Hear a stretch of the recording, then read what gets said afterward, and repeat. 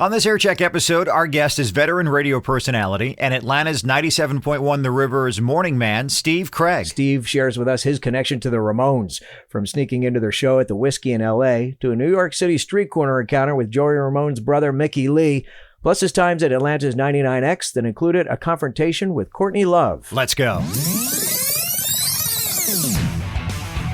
Welcome to Aircheck Season 4, a podcast about radio's personality from radio personalities, managers, consultants, owners, and your most humble hosts from Philadelphia, Rich DeSisto and Paul Kelly. I'm Rich DeSisto. And I'm Paul Kelly. This is the first of a four-part series with Steve Craig. Steve is currently doing mornings at Atlanta's 97.1 The River. It's his second time around in that market as he shares with us his involvement with the legendary 99X. If this had been an actual emergency, the attention signal you just heard... 99X. White zombie! White zombie! Gee, I'm kind of thirsty. Shall I get us both a drink? Okay, but hurry right back because I think the show is starting soon. 99X. WNNX Atlanta.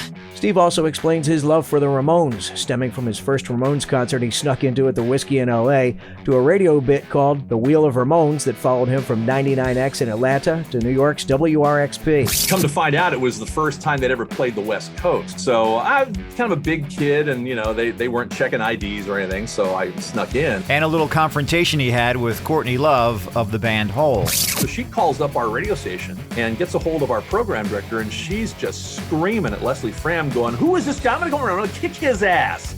I'm gonna be there like in 2 days, and I'm just gonna." And she's just, literally gonna come at me with knives. Ladies and gentlemen, here comes a guy who never dropped a cassette into a recorder to record his own show. This ought to be great. Ladies and gentlemen, please put your hands together for Steve Craig.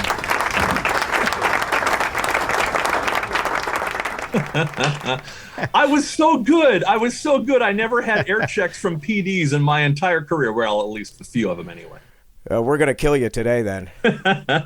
Yeah, former program directors right here ready to air check you, Steve. There you go.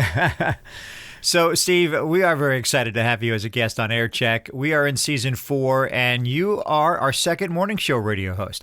Paul and I are aware of the other roles you've played, and we're real eager to hear those stories through your years, because it's all about the stories, right? Us radio folk have our own unique spin on the normalcies and abnormalcies of the business. Not just stories from in the studio, but also out in the crowd, so to speak, with our listeners, and sometimes with our heroes. And your tales cover a bunch of those headlines, and one in particular is a time that you snuck into a rock concert to see the Ramones. Now, was that your first concert? Talk about how that went down. The first actual concert that I went to was Beach Boys Chicago Santana, and that was Anaheim Stadium in 1976. And that was like a big, giant show. Their band was far away, whatever. But my girlfriend at the time said, "Wait, I'm going to take you to a real concert," because she was about a year and a half, 2 years older than me, and my 17th birthday was coming up, and she says, "Okay, I'm going to take you on a little birthday jaunt." And so she took me to the Whiskey in Los Angeles, and there was this band called the Ramones. Live from Hollywood at the Whiskey on Sunset Strip. Let's bring on the Ramones! Come to find out, it was the first time they'd ever played the West Coast. So I'm kind of a big kid, and they weren't checking IDs or anything, so I snuck in, and then all of a sudden, here's these guys all dressed in black leather or whatever. You can get up, pretty close to the Whiskey, and there wasn't a whole lot of people there, but it was just a scary crowd, so I kind of held back a little bit. But as soon as they started off, it was like, "Hey, how you doing? It's good to see you on your West Coast. Yeah, we're Ramones. 2, 3, 4. Hey, where's the Ramones? And you're a loudmouth, baby. You better shut it up. And then it was just like an onslaught, and you can literally feel the vibrations coming out of the speakers, and it lasted about a half hour. Their set was, I think, 35 minutes long. They must have done maybe, 15 songs, but it was just like one after the other. And when you're just a teenager, you're just going, "Oh my God, this is really going to piss off my parents. This is insane." And I immediately went out and, bought the first album and became a rock and roll snob after that. I got into punk rock and started collecting punk records, and it was all downhill from there. And it seemed to make an impression on you because, you do a feature on your radio show. That's, I guess that's, or you did a feature on your radio show when you were at the infamous 99X in Atlanta, and the Wheel of Ramones. Talk a little bit about that, and was that concert the impetus of this feature? It was one of those things where being a big fan of the Ramones, since way back then, I had all the records, had all the albums, and a lot of people would say, well, actually I had an argument with one of the guys at our station, Axl Lowe, because I always complained that the hair bands that he liked, and he liked Poison and Def Leppard and Motley Crue and Guns N' Roses. I was like, yeah, they all sound the same to me. And he says, well, like the Ramones, they all sound the same to me. It's like, okay, that sounds interesting. So I thought, okay, well, we can pretty much play any Ramones song, at the station. We had, a lot of leeway at 99X to kind of do what we wanted to do with our own shows. And so I thought, okay, well, Wheel of Fortune, let's just put a whole bunch of songs from the Ramones up on a wheel and spin them, and wherever it lands, we'll play that song.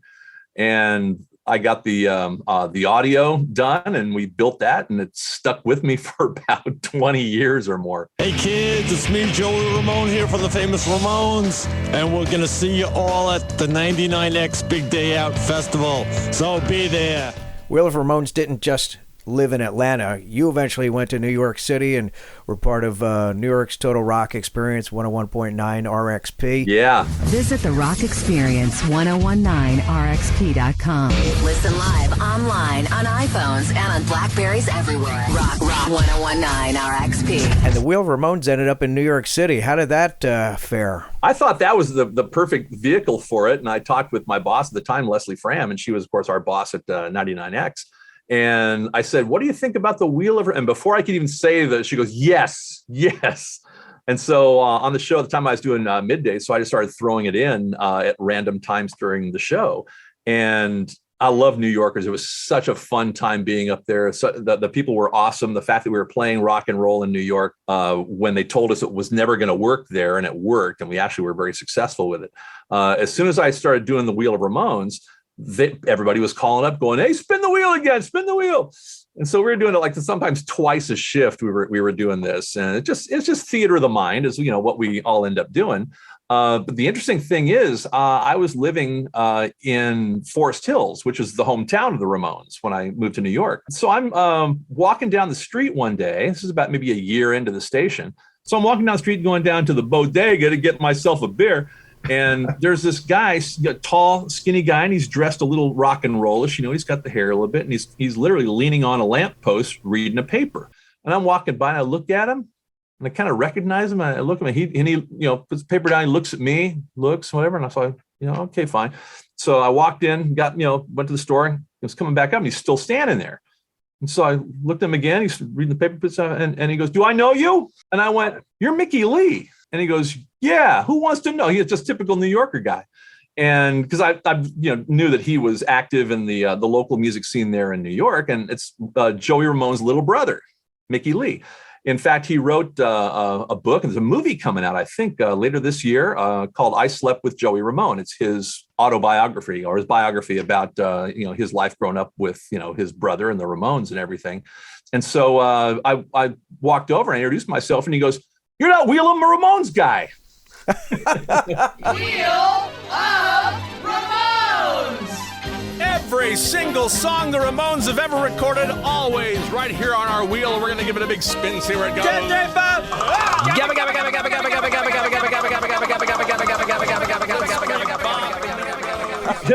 I love that. He says, I love it. He says, Joey would have loved that. He said he would have been cracked up. He would have called the radio station and asked, and requested songs.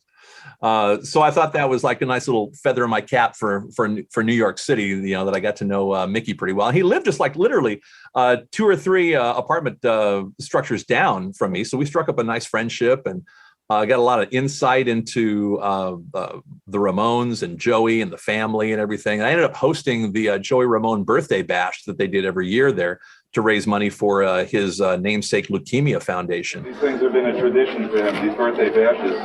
And while he was in the hospital, we were kind of getting the ball rolling from then. Hopefully he was going to get out, but we promised him that we would have a 50th birthday bash regardless. And he said, no matter what, you're going to have a party, right? And so we promised it. That was a lot of fun, and it kind of got me a little bit more immersed in the I wouldn't say seedier side of New York, but the underground rock and roll scene in New York, which was fun, and I got to meet a lot of people through Mickey. Air Check, a podcast about radio's personality from radio personalities. You're listening to Season 4. Catch up with Seasons 1, 2, and 3. Available now on Apple Podcasts, Google Podcasts, and Spotify. You can also tell your smart speaker to play Air Check Podcast. Well, obviously, being in New York and being on the New York City radio dial is a pretty big deal for anyone in radio, but 99X in Atlanta, a pretty impressive brand in its own right. A great history for the Atlanta market that you were pretty much part of the entire run. Talk a little bit about 99X, your fellow air staff, and all the fun you had down there. I'm sure there were some remarkable moments. There was. When I got there, maybe 90, it's late 91, 92. It was still Power 99. Land of the free. And home of the Braves. WAPW Atlanta, GA. Power 99. So it was still top 40 station, flame throwing and all that kind of stuff. But they knew that there was a change coming. So Sean Demery, who was a very, very dear friend of mine, I'd met him back in 1979 in our old Fresno years, the late Sean Demery. We lost him sadly about 3 years ago. And we had worked together in various markets in our career, and we kind of followed each other. I actually followed him. So he was there at Power 99, and he said, hey, we got an opening here that's coming up for nights if you want it. And I said, sure, yeah, any opportunity to work with you. He says, we may be changing format soon, just to let you know. What do you think? He said, we may be going rock. We don't know. They're talking about it because, the ratings aren't that good, whatever. So I came out, and it was Power 99, and I was the big Watusi for about six months or 8 months. How do you spell that? BIG. The big Watusi, WATUSI.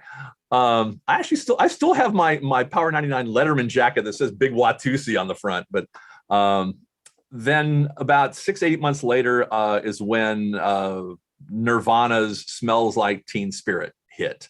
And we had a show at night, which was called On the Edge. Will Pendarvis was our night jock. New Rock 99X, that's Nirvana in bloom. My name is Will Pendarvis, and tonight, an incredible disc jockey will be on the radio.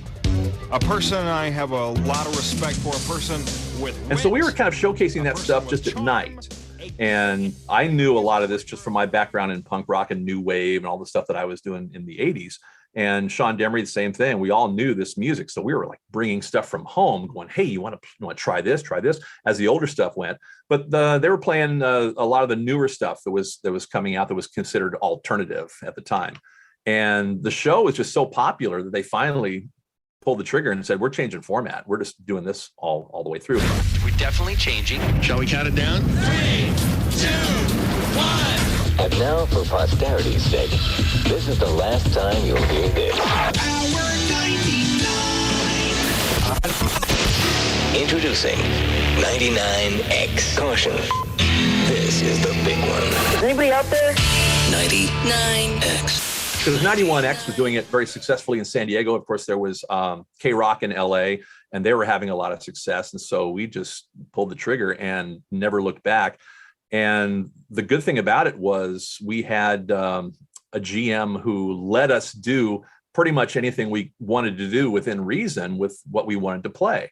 It all got filtered, of course, with our programming people and the music director, but it was a free-for-all for a while. And I was still doing the late night show. And we had a couple of the holdovers from the top 40 element. And one of the guys, we were playing Candy by Iggy Pop. And he'll remain nameless because he's still kind of a friend of mine. He gets on there and he introduces it as Iggy Pop. And out the door he went, and then I came in and then I jumped into middays to take his place. And I was middays at 99X for 17 years. I pretty much turned the lights off when they were done. Well, 99X in Atlanta was just a tremendous radio station. Folks that are inside the radio industry knew that as one of the stalwarts around the country. It's just one of the big alternative stations as that music was budding and coming out in 1992 and 93. That must have been so exciting for you to be there as a part of it at the launch. And the people whose careers were just starting to take off, you got to meet and see. And yeah, there's a tale that you even had a tangle with Courtney Love somewhere along the way. Yeah, Courtney was a very interesting person. I had a chance to see her actually perform live. This is one of those great little promotion things we had at 99X, and it was the Molson Ice Polar Beach Party. Beyond the Arctic Circle, beyond the tree line, beyond experience. The Molson Ice Polar Beach Party, Labor Day weekend 1995, with Metallica and Hole. Also appearing, Veruca Salt and Moist, Tuktoyaktuk, Arctic, Canada. Get up there. And the whole deal was, hey, we're going to fly listeners up to the above the Arctic Circle and have a concert. So Molson Ice thought that was a great promotion. So we had listeners and myself, I got to fly up there too and escort our winners. And they had this big concert. So we fly in to, took a couple of hops on these, long flights, and they had to fix literally skids onto this DC-8 or whatever to get us into this little town. This little town called Tuktoyaktuk was the name of the town, right on the Bering Sea. And just out of nowhere. And this is where they were going to stage it. So we get off and get everything all situated for the concert. Come to realize that Tuktoyaktuk's a dry town. Oh. So somebody from Molson got fired pretty much over this whole thing. But apparently the only person who actually got a hold of alcohol at the concert was Courtney Love. Of course. So she started going off she's on stage going, because the town was invited for this, and the town, they're just the indigenous population, the Inuit up there, and they're looking and watching and kind of going, what the hell is going on? And she's going, what's wrong with you Eskimo fucks, you here in Tuktoyaktuk fuck, and she's just going off. And it's just like, wow, this person's just absolutely nuts. And Metallica did a show, and their concert was great. And then we got the hell out of there. But then fast forward, as Courtney Love and her band Hole were, getting more popular, there was some inner band turmoil. So on the air, I was doing a news story, kind of, just like a little, information story that I found that Eric Erlandson, I believe, one of her bandmates was leaving. He announced that he was leaving the band. And it looks like, Hole might be breaking up or whatever. So Hole's manager lived in Atlanta, and I forget his name, but he called Courtney and said, is Eric leaving? Whatever, is your band breaking up? And she went, no, who said that? And it went on and on and on, apparently on their phone call. So she calls up our radio station and gets a hold of our program director, and she's just screaming at Leslie Fram going, who is this guy? I'm going to go around, I'm going to kick his ass. I'm going to be there like in 2 days. And I'm just going to, and she's just, literally going to come at me with knives. So it's like, sure, come on. Yeah, come on down. So anyway, she actually showed up, and they set it up as like a little bit of an interview in the morning. And so the morning show was doing it, kind of maybe like a 9 o'clock thing. So it was going to go into my show as well. And so Courtney's there, and she's just completely strung out on, whatever. And so they tried to do a little bit of the interview. They tried to talk to her a little bit, and I never came up. She had no idea why she was really even there. So they started doing a little bit of an interview, and then all of a sudden we get a call to evacuate the building, that there was a bomb scare. Wow. Right in the middle of their interview. And so I said, is this a drill? Because we're on the seventh floor of a pretty big building. And they said, no, this is legitimate. Somebody called it, and there's actually a bomb threat. And we thought, does it have something to do with Courtney? And they don't know what it was. So anyway, so we literally had to evacuate the entire building. And then apparently it got out that we had to evacuate. And so that we had to put on some emergency tapes or whatever. And so the morning show, the Morning X, and that was Leslie Fram, Steve Barnes, and Jimmy Barron. And they literally had to, we all had to leave. And so people heard about it. And so then listeners started coming to the station going, hey, I think Courtney Love's outside. And This went on for probably about 2 hours. And the interesting thing is all of the whatever was in her bloodstream started to kind of, fade out a little bit. And she turned into one of the nicest people that we've ever talked with. She was talking with the listeners. She was signing autographs. She was just being wonderful with her fans. And then she was talking to me a little bit. The whole news thing never came up. She just basically said, "Hey, yeah, thank you for playing my music. Thank you for playing Kurt's music," and blah, blah, blah. She was just being really, really nice. And then one of the guys who was on the morning show, Rich Schurtenlieb, and he's actually part of Toucher and Rich up in Boston now. They're doing like sports talk, and they're just kicking royal ass up in Boston. But Rich Schurtenlieb used to be in a local band, and that's how I met him in Atlanta. And then he ended up being one of the morning sidekicks. But he's a musician, so he had a guitar with him. So he and Courtney, once we got back up and the interview was over, she was still there. And they went back into the production room and started writing, and started like recording a song. They were going to do like a little acoustic song. And so they started working on some stuff, and they actually came up with a cool song. And I forget what the name of the song is, but it ended up part of that song being on one of her albums later on. And then there was a little bit of a lawsuit between Rich Schurtenlieb and Courtney Love saying, "Hey, I wrote that song for you and you took it from us."